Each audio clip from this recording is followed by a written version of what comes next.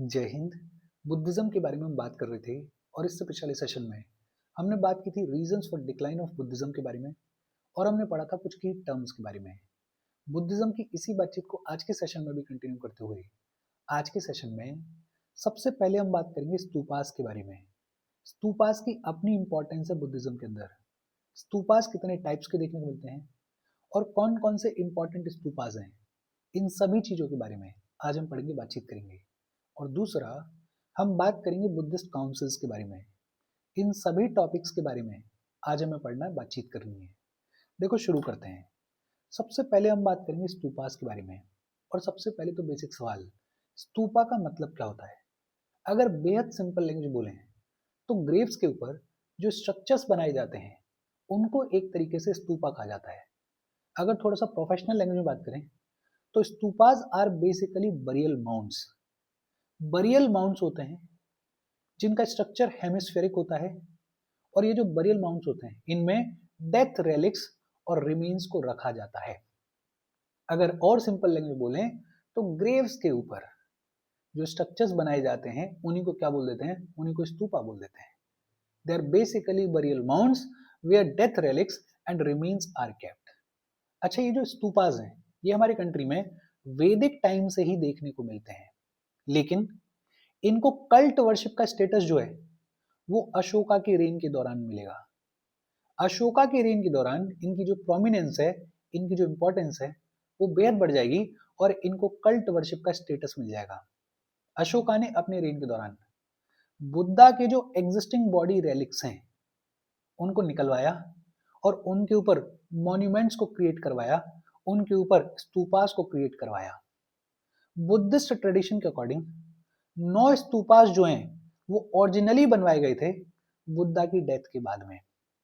ये जो 9 स्तूपास बनवाए गए थे इनमें से 8 स्तूपास ऐसे थे जो कि रेलिक्स के ऊपर, रिमेन्स के ऊपर बनवाए गए थे और एक स्तूपा ऐसा था जो कि उस वेसल के ऊपर बनवाया गया जिसमें सबसे पहली बार बुद्धा के रेलिक्स को, रिमेन्स को रखा गया था।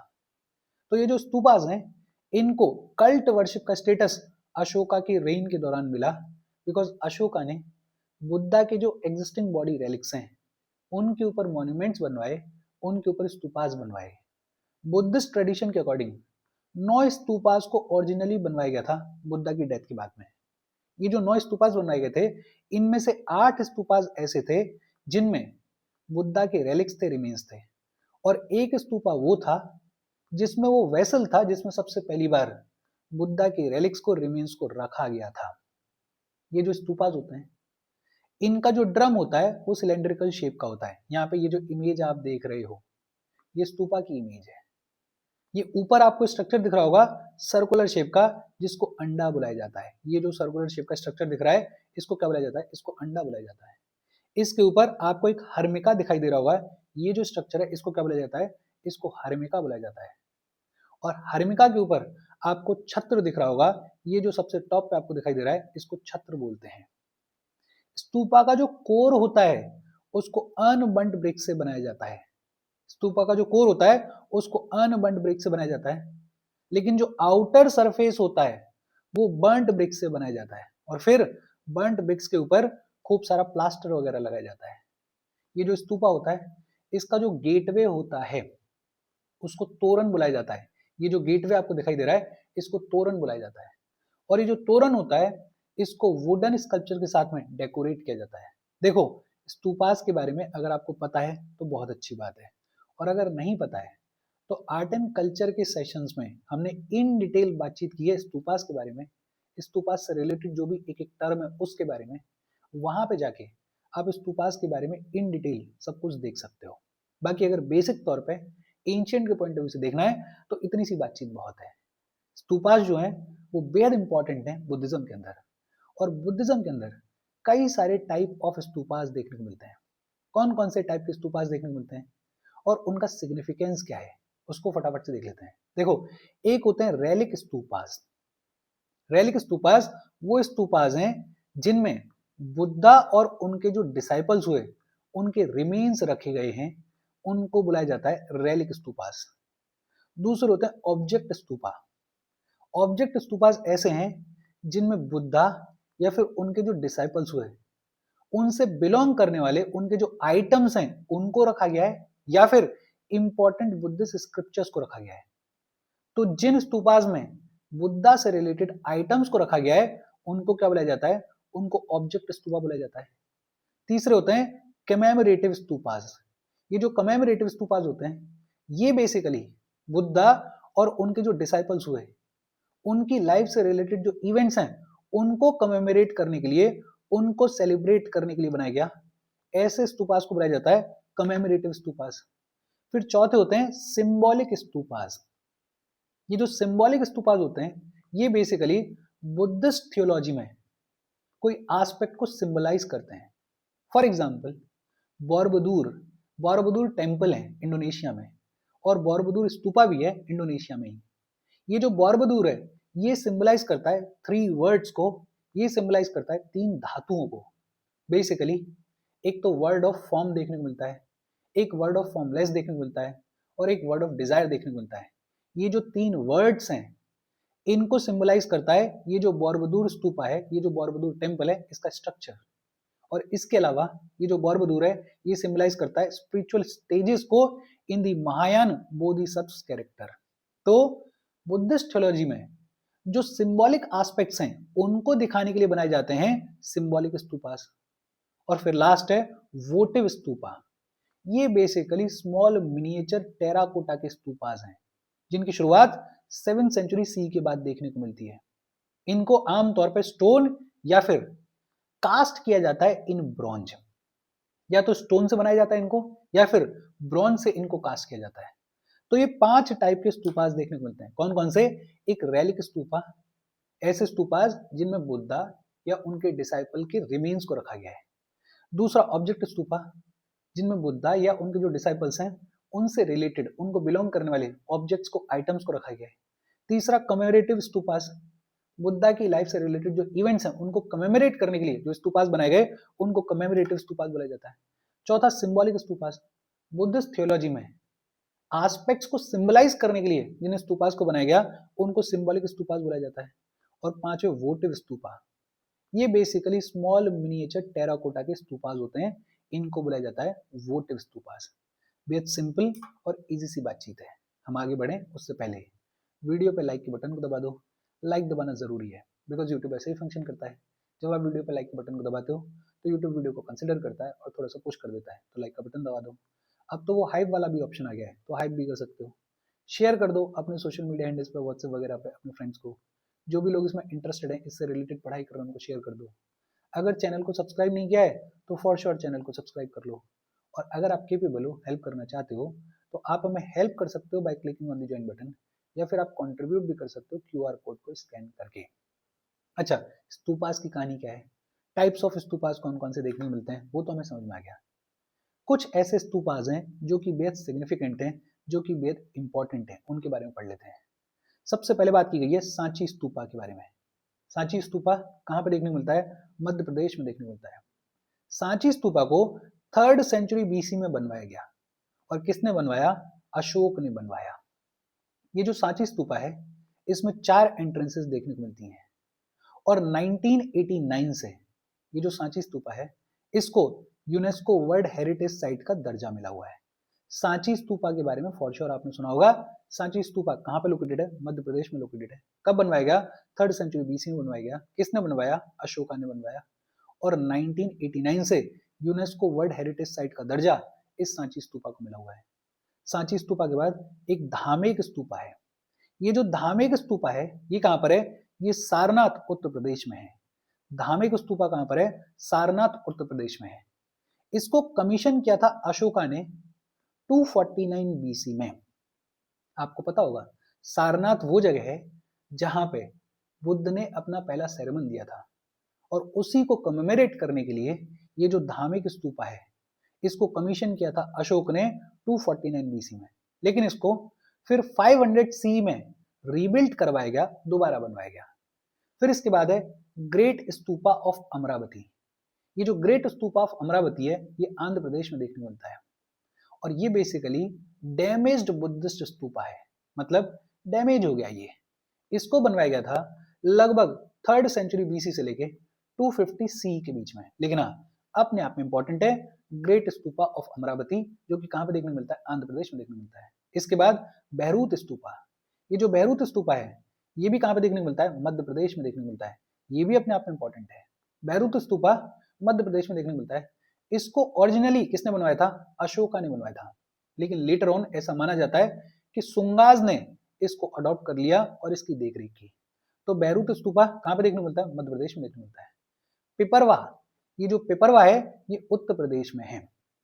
पिपरवा जो है वो लंबा चौड़ा स्तूपा है, लेकिन ये भी थोड़ा डैमेज्ड है। And it is considered site of Buddha's ashes being handed over to his own Shakya clan. Piprahwa वो जगह है जहां पे बुद्धा के जो रिमेन्स हैं, बुद्धा की जो एशेज हैं, उनको हैंडओवर किया गया था उनकी क्लेन के लोगों को, साक्य क्लेन के लोगों को। तो पिपरवा अपने आप में इंपॉर्टेंट है। नागार्जुन कोंडा, नागार्जुन कोंडा कहां पर है, आंध्र प्रदेश में है। और ये जो नागार्जुन कोंडा है ये west of Amaravati stupa located है। अमरावती स्तूपा के वेस्ट में सिचुएटेड है ये नागार्जुन कोंडा आंध्र प्रदेश वाला stupa. And it is home to remnants of various Mahayana Buddhist and Hindu centuries. Mahayana Buddhist के और हिंदूज के बहुत सारे रेमिनेंट जो है, रिमेन्स जो है, वो नागार्जुन कोंडा में देखने को मिलते हैं। इसके अलावा सोनारी, सोनारी कहां पर है, मध्य प्रदेश में। और सोनारी में 2 मेजर और 5 माइनर स्तूपास देखने को मिलते हैं।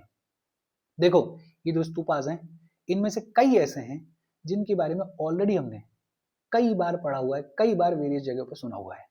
अगर आप पहली बार देख रहे हो तो थोड़ा डिफिकल्ट लगेगा, अदरवाइज ये नाम इतनी बार आएंगे ये नाम सारे आपको रट जाएंगे। एक बार फिर से देख लेते हैं। सांची स्तूपा मध्य प्रदेश में देखने को मिलता है। किसने बनवाया, अशोक ने बनवाया। 1989 से यूनेस्को वर्ल्ड हेरिटेज साइट का दर्जा भी इसको मिला हुआ है। धामेक स्तूपा कहां पर है, सारनाथ उत्तर प्रदेश में है। सबसे पहली बार इसको कमीशन अशोक ने किया था 249 बीसी में, लेकिन इसको 500 सी में रीबिल्ड करवाया गया, दोबारा बनवाया गया। ग्रेट स्तूपा ऑफ अमरावती आंध्र प्रदेश में देखने को मिलता है। ये डैमेज्ड है और इसको बनवाया गया था 3rd सेंचुरी बीसी से लेके लगभग 250 सी के बीच में। बहरूत स्तूपा मध्य प्रदेश में देखने को मिलता है। ओरिजिनली इसको अशोका ने बनवाया था, लेकिन लेटर ऑन इसको सुंगाज ने अडॉप्ट किया। पिपरवा यूपी, ये वो जगह है जहां पे साक्य क्लेन के लोगों को बुद्धा की जो एशेज हैं उनको हैंडओवर किया गया था। नागार्जुन कोंडा आंध्र प्रदेश, ये अमरावती स्तूपा के वेस्ट में लोकेटेड है। और यहाँ पे महायान बुद्धिस्ट और हिंदू उनके बहुत सारे रेमिनेंट्स देखने को मिलते हैं। सोनारी एमपी, यहाँ पे 2 मेजर और 5 माइनर स्तूपास देखने को मिलते हैं। इजी और सिंपल सी बात है। इसके बाद बात आती है बुद्धिस्ट काउंसिल्स के बारे में। देखो टोटल 4 बुद्धिस्ट काउंसिल्स हुई। इन चारों बुद्धिस्ट काउंसिल्स की कहानी क्या है उसको फटाफट से देख लेते हैं। फर्स्ट बुद्धिस्ट काउंसिल कहां पे ऑर्गेनाइज की गई, राजगीर में ऑर्गेनाइज की गई। कब ऑर्गेनाइज की गई, 483 बीसी में ऑर्गेनाइज की गई। Immediately after the death of Buddha ये जो फर्स्ट बुद्धिस्ट काउंसिल है इसको ऑर्गेनाइज किया गया था। कहां पे ऑर्गेनाइज किया गया था, राजगीर में ऑर्गेनाइज किया गया था। कब ऑर्गेनाइज किया गया था, 483 बीसी में ऑर्गेनाइज किया गया था। ये जो फर्स्ट बुद्धिस्ट काउंसिल है इसको पैटर्नेज किसका प्रोवाइड मिला, इसको सपोर्ट किसका मिला, इसको अजात शत्रु का सपोर्ट मिला। किंग अजात शत्रु की मदद से, उनकी हेल्प से ये जो फर्स्ट बुद्धिस्ट काउंसिल है इसको ऑर्गेनाइज करवाया गया। ये जो फर्स्ट बुद्धिस्ट काउंसिल है इसके चेयरमैन कौन थे, इसके चेयरमैन थे महाकश्यप। चेयरमैन कौन थे, इसके चेयरमैन थे महाकश्यप। ये जो फर्स्ट बुद्धिस्ट काउंसिल है इसमें कामकाज क्या हुआ, बुद्धा की जो भी टीचिंग्स थी उनको 3 पिताकाज में डिवाइड किया गया। उपाली जो कि बुद्धा के एक डिसाइपल थे, उन्होंने विनय पिताका को रिसाइट किया। और विनय पिताका में बात की गई है about the rules of Buddhist order. और आनंद जो कि बुद्धा के फेवरेट डिसाइपल थे, उन्होंने सूत पिताका को रिसाइट किया। और सूत पिताका बात करती है about the collection of Buddhas discourses. First Buddhist council कहां पे ऑर्गेनाइज की गई, राजगीर में ऑर्गेनाइज की गई। 483 बीसी में ऑर्गेनाइज की गई। किसके सपोर्ट से ऑर्गेनाइज की गई, अजात शत्रु के सपोर्ट से ऑर्गेनाइज की गई। चेयरमैन कौन थे, महाकश्यप। इस फर्स्ट बुद्धिस्ट काउंसिल में कामकाज क्या हुआ, एक तो बुद्धा की जो टीचिंग्स हैं उनको 3 पिताकाज में डिवाइड किया गया। उपाली ने विनय पिताका को रिसाइट किया और आनंद ने सूत पिताका को रिसाइट किया। फिर करवाई गई सेकंड बुद्धिस्ट काउंसिल। और सेकंड बुद्धिस्ट काउंसिल कहां पे ऑर्गेनाइज की गई, वैशाली में ऑर्गेनाइज की गई। फर्स्ट बुद्धिस्ट काउंसिल हुई उसके लगभग 100 साल के बाद 383 बीसी में वैशाली के अंदर ऑर्गेनाइज करवाया गया सेकंड बुद्धिस्ट काउंसिल को। और ये जो सेकंड बुद्धिस्ट काउंसिल ऑर्गेनाइज की गई, इसको किसका सपोर्ट मिला? इसको किंग कार्ल अशोक का सपोर्ट मिला। किसका सपोर्ट मिला? कार्ल अशोक का सपोर्ट मिला। चेयरमैन कौन थे? सबा कमी चेयरमैन थे इस सेकंड बुद्धिस्ट काउंसिल के। कौन चेयरमैन थे? सबा कमी चेयरमैन थे इस सेकंड बुद्धिस्ट काउंसिल के। अच्छा, एक और चीज, ये जो कार्ल अशोक हैं, ये शोशनाग डायनेस्टी को बिलोंग करते हैं। इन सब के बारे में आगे चलते हम पढ़ेंगे। फिलहाल के लिए जो बुद्धिस्ट काउंसिल से रिलेटेड चीजें उनको याद रखो। सेकंड बुद्धिस्ट काउंसिल किसका सपोर्ट मिला? कार्ल अशोक का सपोर्ट मिला। चेयरमैन कौन थे? सबा कमी इसके चेयरमैन थे। ये जो सेकंड बुद्धिस्ट काउंसिल है, ये क्यों करवाई गई थी? ये करवाई गई थी बिकॉज विनय पिताका के अंदर कुछ 10 पॉइंट्स ऐसे थे जिनके ऊपर डिस्प्यूट था। इस डिस्प्यूट को रिजॉल्व करने के लिए इस सेकंड बुद्धिस्ट काउंसिल को ऑर्गेनाइज करवाया गया था। लेकिन इस सेकंड बुद्धिस्ट काउंसिल में डिवीजन देखने को मिलेगा और दो ग्रुप्स इमर्ज होंगे। एक होगा सतवीरवादिन्स, सतवीरवादिन्स, और दूसरा ग्रुप होगा महासंघिकाज। ये जो सतवीरवादिन्स हैं, यही आगे जाके इवॉल्व होंगे थेरवाद स्कूल में, और ये जो महासंघिकाज हैं, यही आगे जाके इवॉल्व होंगे महायान बुद्धिज्म में। बेसिकली ये जो सतवीरवादिन्स हैं, ये था एल्डर्स का स्कूल। ये वो लोग थे जो कि बुद्धा की ओरिजिनल टीचिंग्स को मानते थे, उनको फॉलो करते थे। और ये जो महासंघिकास थे, ये वो लोग थे जो थोड़े लिबरल थे, जो थोड़ा सा समय के साथ में चीजों को ट्विक करना चाहते थे, थोड़ा सा बदलना चाहते थे। तो ये जो सेकंड बुद्धिस्ट काउंसिल है, कहाँ पे ऑर्गेनाइज की गई? वैशाली में ऑर्गेनाइज की गई। कब ऑर्गेनाइज की गई? 383 बीसी में की गई। किसके सपोर्ट से की गई? कार्ल अशोक के सपोर्ट से की गई। चेयरमैन कौन थे? सबा कमी इसके चेयरमैन थे। फिर ऑर्गेनाइज की गई थर्ड बुद्धिस्ट काउंसिल। ये जो थर्ड बुद्धिस्ट काउंसिल है, ये कहां पे ऑर्गेनाइज की गई? ये पाटलिपुत्र में ऑर्गेनाइज की गई। कब ऑर्गेनाइज की गई? 250 बीसी में ऑर्गेनाइज की गई। थर्ड बुद्धिस्ट काउंसिल कहां पे ऑर्गेनाइज की गई? पाटलिपुत्र में। और कब ऑर्गेनाइज की गई? 250 बीसी में। किसके सपोर्ट से? किंग अशोक के सपोर्ट से थर्ड बुद्धिस्ट काउंसिल को ऑर्गेनाइज किया गया। ये जो थर्ड बुद्धिस्ट काउंसिल है, इसके चेयरमैन कौन थे? इसके चेयरमैन थे मोगलीपुत्र तीसा। मोगलीपुत्र तीसा इस थर्ड बुद्धिस्ट काउंसिल के चेयरमैन थे। ये जो थर्ड बुद्धिस्ट काउंसिल है, इसका ऑब्जेक्टिव क्या था? इसका ऑब्जेक्टिव था to purify Buddhist movement from opportunistic factions. जो भी अपॉर्चुनिस्टिक फैक्शंस थे, उनसे बुद्धिस्ट मूवमेंट को बचा के रखना, प्यूरिफाई करना, थर्ड बुद्धिस्ट काउंसिल का ऑब्जेक्टिव था। ये जो थर्ड बुद्धिस्ट काउंसिल है, इसमें अविदाम पिताका को कंपाइल किया गया। अविदाम पिताका को थर्ड बुद्धिस्ट काउंसिल में कंपाइल किया गया। ये जो थर्ड बुद्धिस्ट काउंसिल है, इसी में ओरिजिन देखने को मिला थेरवाद स्कूल का। ये जो सतवीरवादिन्स थे, अब ये अल्टीमेटली इवॉल्व हो जाएंगे और थर्ड बुद्धिस्ट काउंसिल में थेरवाद स्कूल का ओरिजिन देखने को मिलेगा। ये जो थर्ड बुद्धिस्ट काउंसिल है, इसने बहुत सारे बुद्धिस्ट मिशनरीज को अदर कंट्रीज में भेजा बुद्धिज्म को प्रोपोगेट करने के लिए। थर्ड बुद्धिस्ट काउंसिल कहां पे ऑर्गेनाइज की गई? पाटलिपुत्र में। कब? 250 बीसी में। किसके सपोर्ट से? अशोक के सपोर्ट से। चेयरमैन कौन थे? मोगलीपुत्र तीसा। ये जो थर्ड बुद्धिस्ट काउंसिल है, इसमें अविदाम पिताका को कंपाइल किया गया और थेरवाद स्कूल का ओरिजिन भी इसी थर्ड बुद्धिस्ट काउंसिल में देखने को मिला। फिर फोर्थ बुद्धिस्ट काउंसिल, ये जो फोर्थ बुद्धिस्ट काउंसिल है, ये कहां पे ऑर्गेनाइज की गई? कश्मीर में ऑर्गेनाइज की गई। कब ऑर्गेनाइज की गई? 72 एडी में ऑर्गेनाइज की गई। ध्यान देना, पहली जो तीन बुद्धिस्ट काउंसिल्स हैं, वो बीसी में ऑर्गेनाइज हुई हैं। सबसे पहली 483 बीसी में, दूसरी 383 बीसी में, और तीसरी 250 बीसी में। लेकिन ये जो फोर्थ बुद्धिस्ट काउंसिल है, ये 72 एडी में ऑर्गेनाइज की गई। और कहां पे ऑर्गेनाइज की गई? कश्मीर में ऑर्गेनाइज की गई। किसके सपोर्ट से? कनिष्क के सपोर्ट से।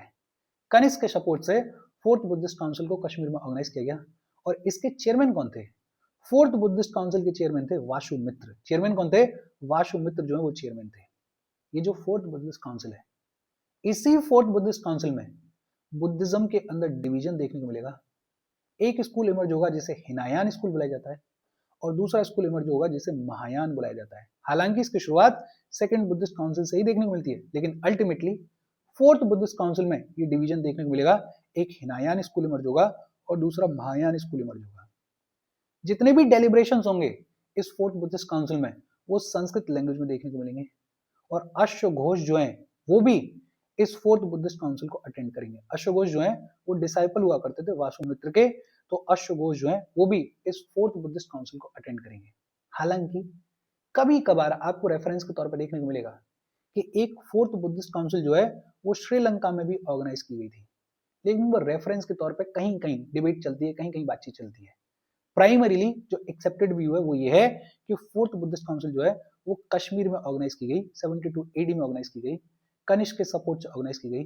चेयरमैन थे वासुमित्र। और ये जो फोर्थ बुद्धिस्ट काउंसिल है इसमें बुद्धिज्म के अंदर डिवीजन आया, एक हिनायान स्कूल देखने को मिला और दूसरा महायान स्कूल देखने को मिला। बेहद सिंपल और इजी सी बातचीत है। और इसके साथ आज की हमारी बातचीत खत्म हो गई। देखो, मैं बहुत छोटे छोटे सेशंस रख रहा हूँ बुद्धिज्म और जैनिज्म के, उसका रीजन ये है कि ये इंपॉर्टेंट चैप्टर है। हर छोटी छोटी चीज आपको याद होनी चाहिए। तो थोड़ा कम छोटे छोटे लेक्चर्स में, लेकिन जितनी भी चीजें हैं उन सबको अपने नोट्स में ढंग से लिखना, याद करना। और अगर कोई डाउट हो तो कमेंट करके पूछ लेना। Thank you very much.